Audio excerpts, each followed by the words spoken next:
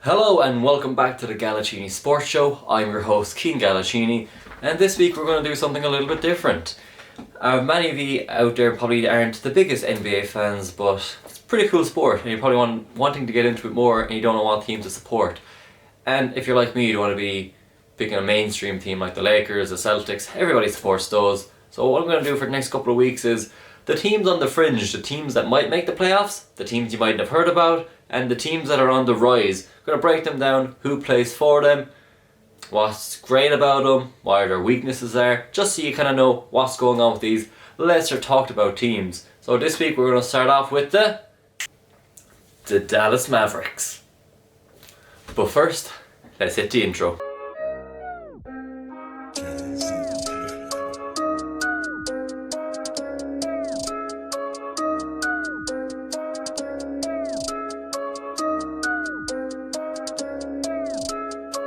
So the Dallas Mavericks are a Western Conference team, right now sitting in 10th place of the Western Conference with a record of 13-15, winning 13, losing 15. The way the playoffs are running this year is a little bit different. Usually it's the top 8 teams from each division go into a playoff tournament, but right now they're actually a play-in game style. So basically the top 6 teams are automatically through, where teams 7 through 10, 7, 8, 9, 10 will play in a play-in tournament, and right now Dallas Mavericks are 10th, so they're actually in place to get into that play-in tournament.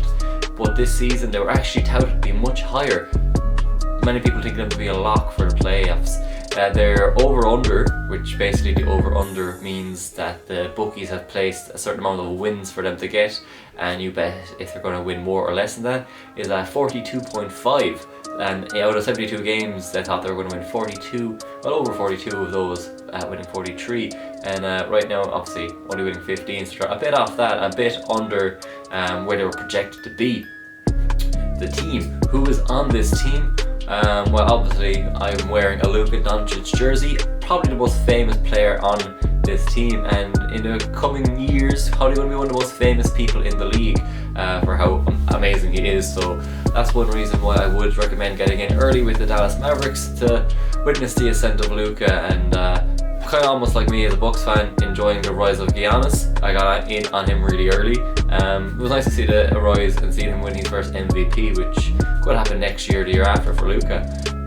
The other people on the roster, you have people like Kristaps Porzingis, you have Tim Hardaway Jr., you have Boban Marjanovic, Josh Green, Josh Richardson, Maxi Kleber, Wiley Cauley-Stein, Dwight Powell, Jalen Brunson, and Trey Burke. So right now, at time of recording, I've already mentioned their record, but they're also on 112 points per game, which is 17th in the NBA, and their opponent's points per game is 114 points per game, which is 26th in the league. So again, a really underperforming team when you compare them to last season. Right now they're 9th in offensive rating and 27th in defensive rating, so they're the 3rd worst defense in the league. When you compare that to last year, they were the number 1 offense in the league last year and weren't that bad defensively last year, 17th, still, being one of the worst defensive teams in the bottom half, but nowhere near as bad as they are now.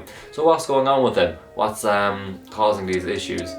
There's been a few issues, but we'll get into that in a bit. One of the first issues that I will point out about the Dallas Mavericks is that they have some salary issues. They're overpaying the wrong players.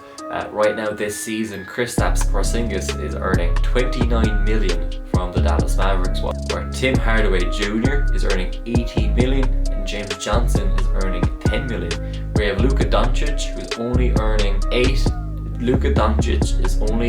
$8 million this year. He's still on his rookie contract and he's the 7th highest paid player on the team, which when you think about it being their best player, it's not a whole lot. So they're going to have to make decisions going forward. When Luka does finish his rookie contract, he's going to be worth so much more, especially making an all-star game and more than likely looking to be on one of the all-NBA teams, which in basketball, if you're making those teams, it means you're entitled to a higher tier of contract.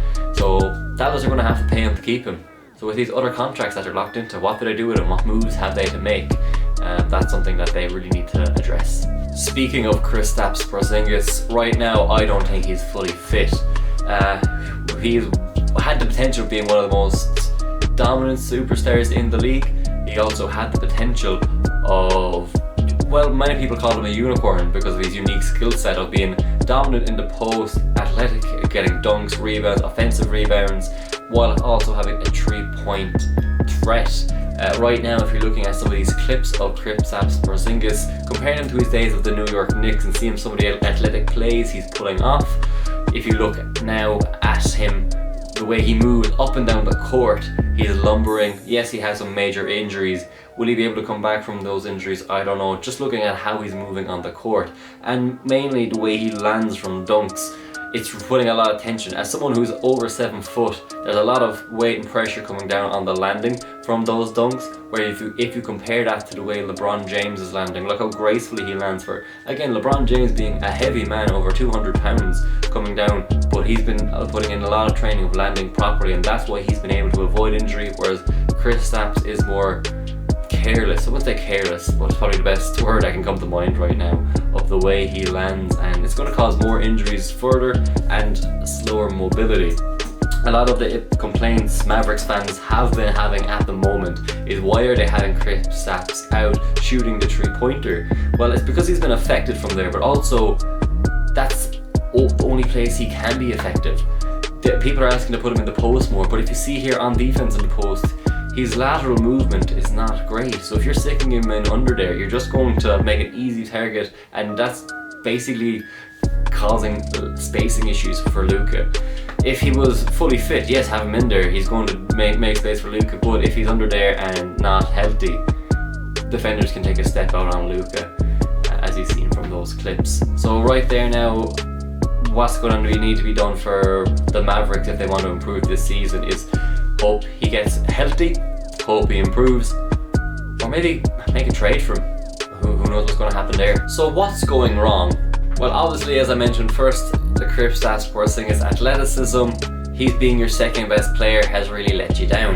But some of the moves they made over the off-season has really affected them. Losing probably their most important offensive player, apart from Steph Curry there, apart from Luka, Seth Curry. He was one of the major offensive players for the Dallas Mavericks last year, being locked down for 3.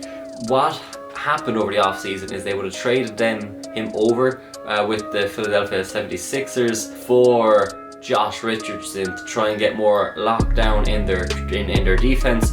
But as you've seen, that has not played out, where they've actually been worse defensively this year, and obviously worse offensively because of losing a threat like Seth Curry. Also, what's been going on with them too is they have an over-reliance on Luka to get them buckets offensively. Yes, it works, as they are still 9th in the league and Luka has been lighting it up, but Luka came into the league a bit out of shape this season. He wasn't aware that the season was going to happen before Christmas. A lot of players were told that it was going to be in the new year when the season would start. So when it was announced that it was happening, obviously 2020 starting of the season, then he wasn't in his full shape, so he was only playing small games, he was getting tired by the end of games, and that has been detrimental to the team. Also, their over-reliance of him, that is a major issue too, where his usage rate right now is 38%.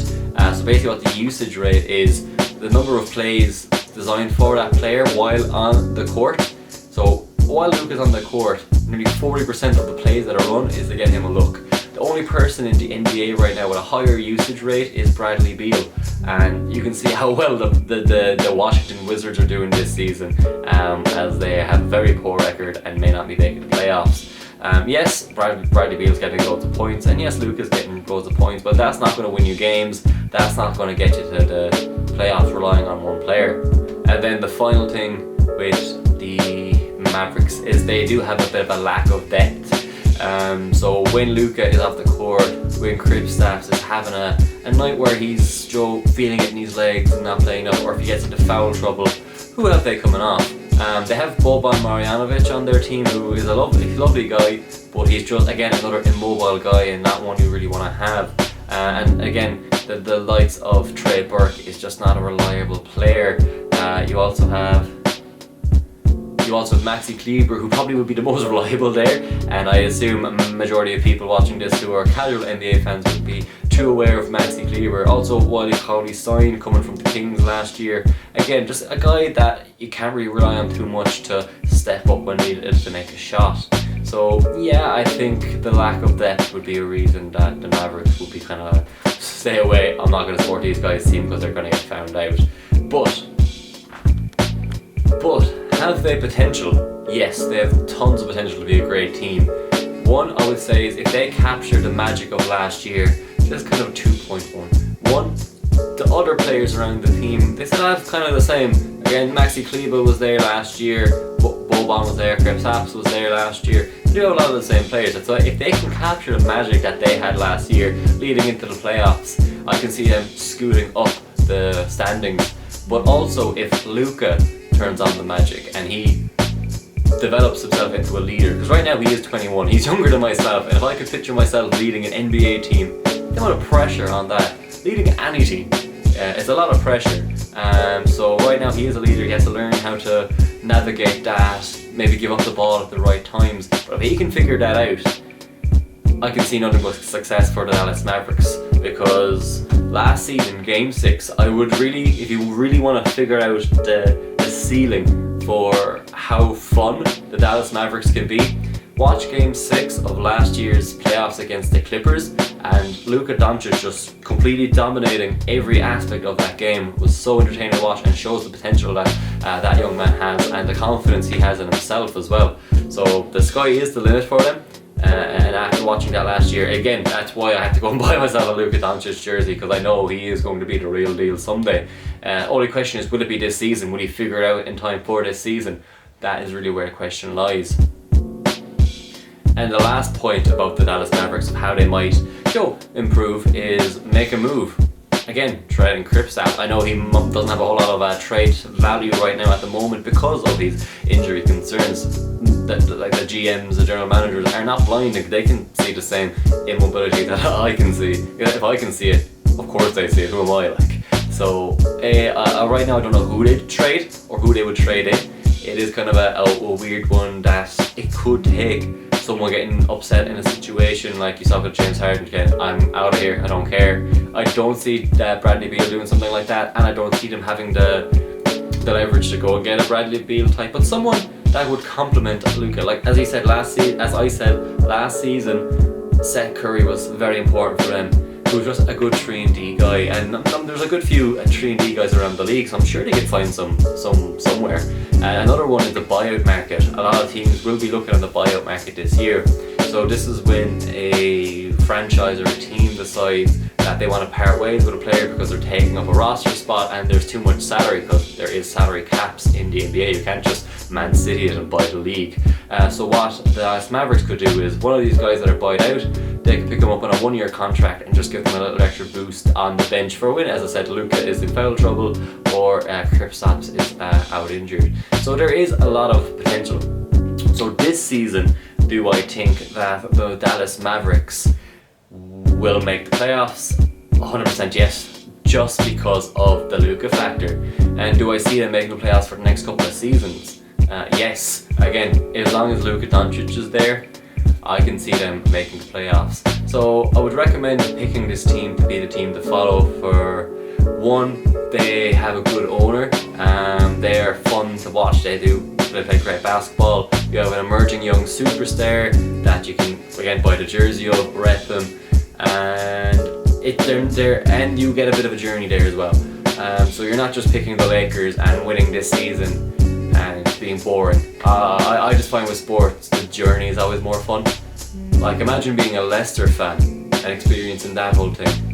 I say that winning that Premier League probably felt way better than being a United fan winning all of those many Premier Leagues.